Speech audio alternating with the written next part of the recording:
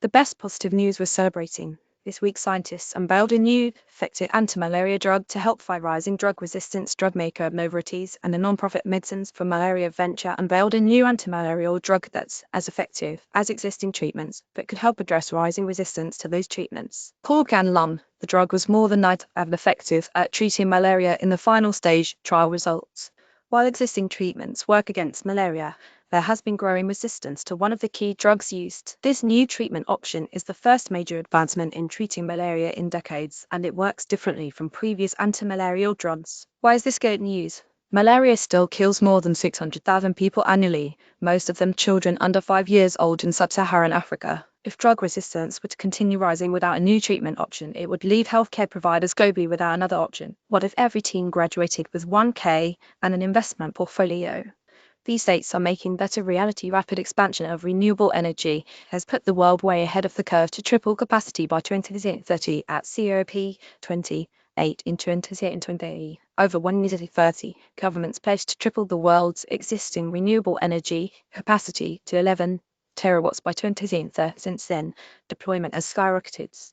To achieve a tripling, renewables additions needed to increase by 21 every year, but additions have actually averaged 29 annually from 2020 to 2025. As a result, the world is already way ahead of the curve to achieve triple capacity. Additions will only need to rise by 12 annually to still achieve it. A city in New Mexico just became the first to tie minimum wage to rental costs. The Santa Fe City Council voted to raise its minimum wage from $15 an hour to $7.50 in 2027, which is good news in and of itself, but how it will determine future increases is even better.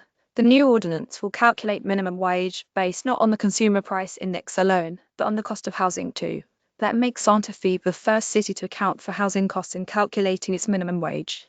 While the mayor-elect said the raise may still not be enough to account for the increasingly high cost of living, it was a step in the right direction and essential to supporting our workforce, promoting stability, and upholding our commitment to a thriving and sustainable Santa Fe. Why is this good news?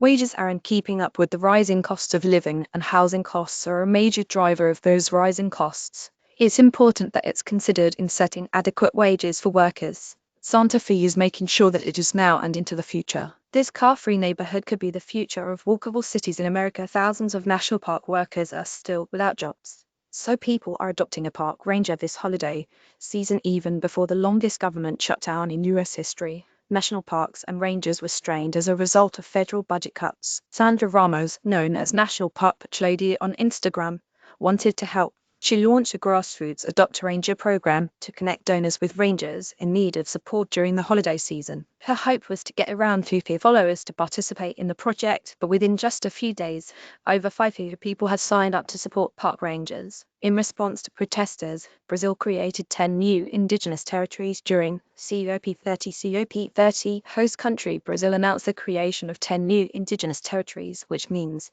the areas, one of which is in part of the Amazon, will have legal protections under Brazilian law. Though not always enforced, it's an important step for the country's indigenous communities, who are sometimes attacked when they try to defend their land from cattle ranchers or groups trying to cut down trees for agriculture.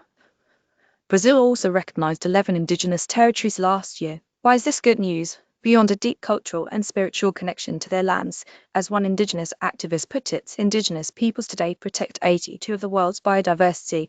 So if you protect these lands, you guarantee this area will be protected. And protecting biodiversity is critical to addressing the climate crisis, the central purpose behind the COP events. You may also meet 3 indigenous women that are leading the way in fighting climate change to reduce vandalism. These communities install vertical living walls that double as pollinator gardens, clean the air, and more inexpensive gas bill inspired a developer to build an all-electric affordable housing project that keeps bills low. In 1939, developer A.J. Patton's mother got a 400 gas bill in the mail. Making just 10 an hour, she couldn't pay it, and we got our gas shut off and for a year straight had to boil water to take a bath. Patton didn't want others to experience that, so he now builds affordable housing that helps lower electricity costs. His latest project, Humboldt Park Passive Living in Chicago, is all-electric and being built to passive house design standards, featuring thick walls and high-performance windows to minimize heating and cooling. Rooftop solar and a fast EV charging station is also the largest passive housing development in the city's history. Additionally, 48 units will be reserved for low-income residents.